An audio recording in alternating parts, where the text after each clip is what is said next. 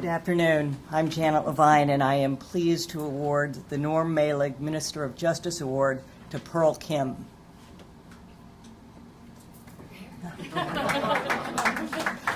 Pearl, this award is given in honor of Norm Maleng. Norm was a former chair of our section, a DA in Kings County, Seattle, Washington, and embodied the principle for which you're getting this award, that a prosecutor's duty is to seek justice, not merely to seek convictions. But I think he would be especially proud because as a DA, one of the things he did was establish special units for the most vulnerable victims, child abuse victims, sexual abuse victims, domestic violence victims. And Pearl has distinguished herself in her work as an assistant district attorney in Delaware County in doing just that.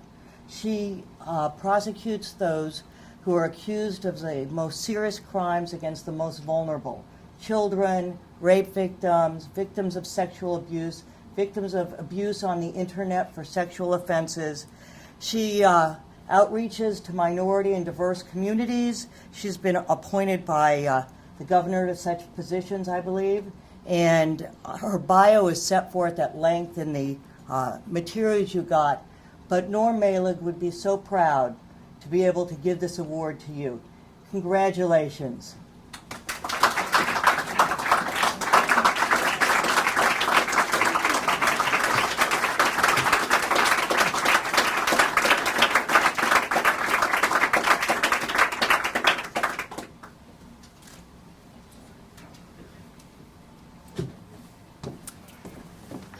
Wow.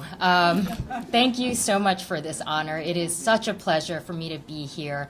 And I want to thank the American Bar Association just as a wonderful organization that really does so much to support all the attorneys across the nation. So thank you so much. And that being said, I would like to thank all my friends and family that are here and those that are not here, but in particular, Chan, Chunghwa, Sam, Eddie. My little niece Izzy will get a little shout out as well, along with my mom, Dr. Kim, and my dad, Dr. Kim. And yes, I was supposed to be a doctor. But I want to thank them so much in their love and their support for me just being where I am. I could not have done it without all of them. And I think I took a rather unconventional career path for a Korean American, and becoming a special victims prosecutor particularly. And so I really have my family to thank just for their support in allowing me to pursue what I was passionate about, which really was trying to get justice for victims that essentially felt voiceless and or marginalized within our communities.